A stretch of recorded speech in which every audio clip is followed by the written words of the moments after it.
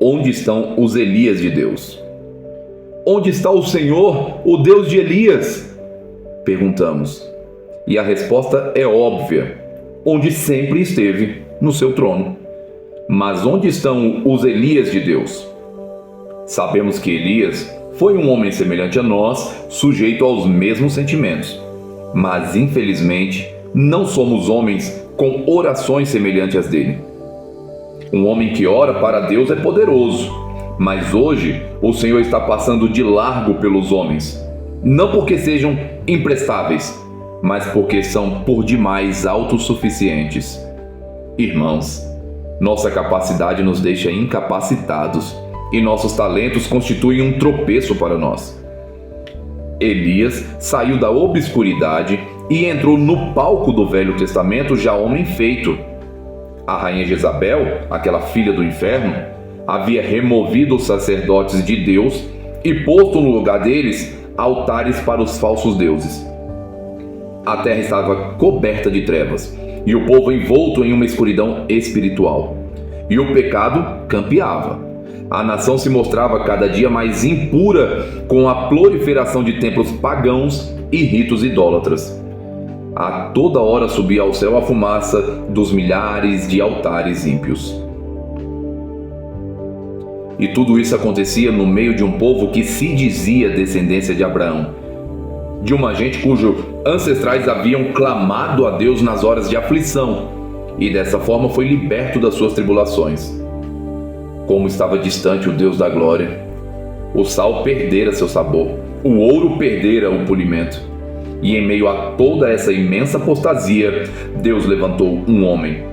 Não uma comissão, nem uma nova denominação, nem um anjo, mas um homem com sentimentos semelhantes aos nossos.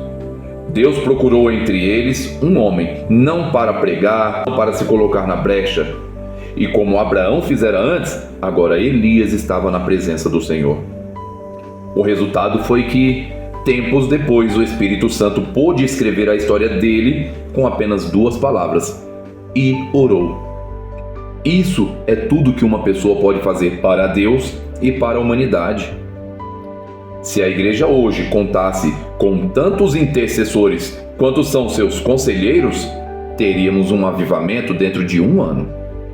Os homens que oram assim são os grandes benfeitores da humanidade. Elias foi um deles. Ele ouviu uma voz, teve uma visão, experimentou o poder espiritual, avaliou o inimigo e, tendo Deus como parceiro, conquistou a vitória. E as lágrimas que derramou, a agonia de alma que suportou, os gemidos que exprimiu, estão todos registrados no livro das crônicas de Deus. Por fim, ele surgiu para profetizar com infalibilidade divina. Conhecia a mente de Deus. E foi assim que sozinho paralisou toda uma nação e modificou o curso da natureza. Esse homem decidido permaneceu firme e imperturbável como os montes de Gileade no momento em que cerrou os céus para que não chovesse. Com a chave da fé que serve em qualquer fechadura, ele trancou os céus, pôs a chave no bolso e fez Acabe estremecer. E embora seja glorioso o fato de Deus poder usar um homem, ainda mais glorioso é ele ser atendido por Deus. Se um homem de Deus se puser a gemer no espírito, Deus clamará: deixa-me ir. Talvez nos empolgasse a ideia de operarmos as maravilhas que Elias operou, mas será que apreciaríamos ser banidos?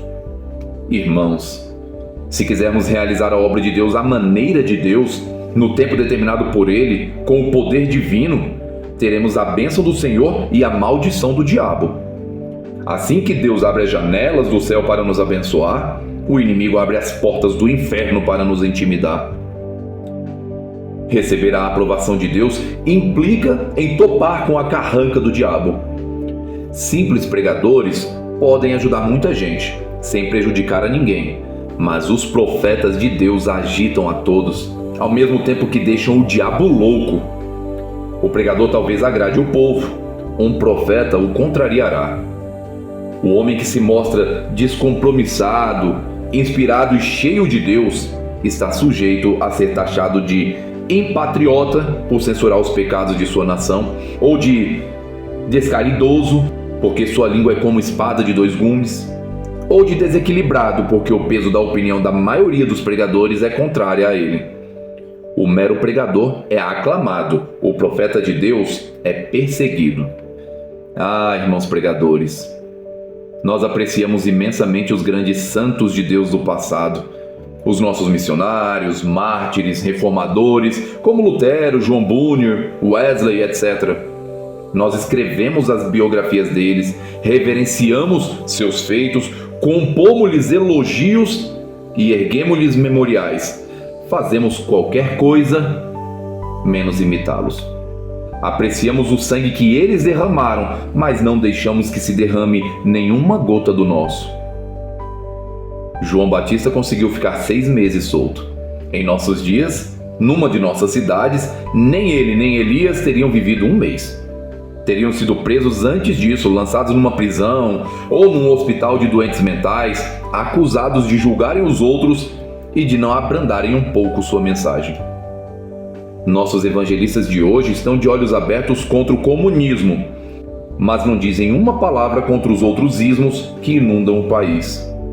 Será que não existe um mensageiro hoje cheio do Espírito Santo, revestido de toda a armadura de Deus para denunciar o inimigo com toda a autoridade? Somente a oração poderá manter acesa a chama de nosso coração e conservar nossos olhos fixos na visão.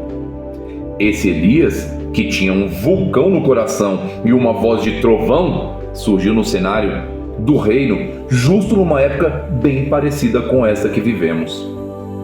As dificuldades com que se depara o evangelismo mundial são incontáveis, mas isso só serve para estimular os mais decididos. Vês rios que perecem intransponíveis? Vês montanhas nas quais não se podem abrir túneis? Deus se especializa em realizar o que julgamos impossível e pode realizar o que nenhum outro poder pode. O preço é elevado.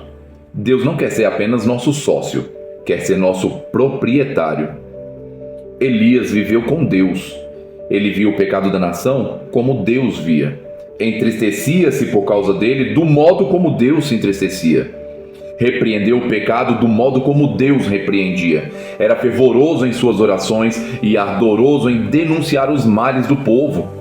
Sua pregação nada tinha de brandura.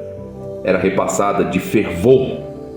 E as suas palavras abrasavam o coração das pessoas como um metal incandescente lhes queimaria a pele. Mas o Senhor firma os passos do homem bom e no seu caminho se compraz. Salmos 37, 23. E então Deus orientou Elias. Primeiro disse-lhe: esconde-te. Depois: vai, apressa-te. Seria errado esconder-nos quando deveríamos estar repreendendo reis em nome do Senhor? Assim como seria errado pregar quando o Espírito nos conclama a esperar no Senhor. Precisamos aprender a mesma lição que Davi. Somente em Deus, ó minha alma, espera silenciosa. Salmo 62, versículo 5. Qual de nós teria coragem de pedir a Deus para remover todas as suas muletas? Os caminhos de Deus não são os nossos caminhos.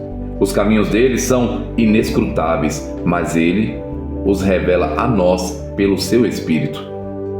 O Senhor mandou que Elias fosse para Querite e depois para Serepta, para que se hospedasse num hotel de luxo? Não. Ele ordenou a esse profeta de Deus, a esse pregoeiro da justiça, que ficasse no lar de uma viúva pobre. E depois, no Monte Carmelo, Elias fez uma oração que é uma obra-prima de concisão. Responde-me, Senhor. Responde-me para que este povo saiba que Tu, Senhor, és Deus e que a Ti fizeste retroceder o coração deles. 1 Reis 37, 18. O escritor E.M. Bounds está com razão quando afirma que só pode fazer uma oração culta e poderosa em público quem mantém uma longa e poderosa comunhão em secreto. A petição de Elias não foi no sentido de que os sacerdotes idólatras fossem destruídos, nem que caísse do céu relâmpagos para aniquilar os rebeldes israelitas, mas sim que a glória e o poder de Deus se manifestassem ali. Parece que nós estamos querendo ajudar a Deus a resolver seus problemas. Foi o que fez Abraão, e até hoje a terra é amaldiçoada por essa loucura dele com a presença de Ismael. Elias não fez o mesmo. Ele procurou dificultar as coisas ao máximo para Deus. Queria fogo do céu, mas ensopou o holocausto de água. Deus gosta de ver uma oração assim, com tal audácia. Pede-me e eu te darei as nações por herança e as extremidades da terra por tua possessão. Salmos 2:8.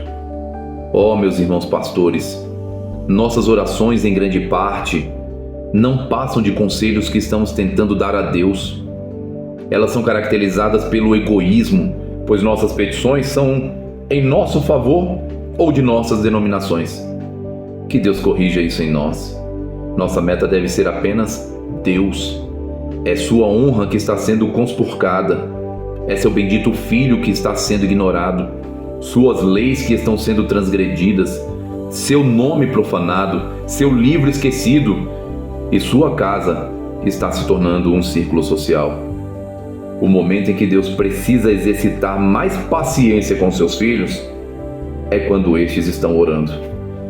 Ficamos dizendo para ele o que deve fazer e como o fará.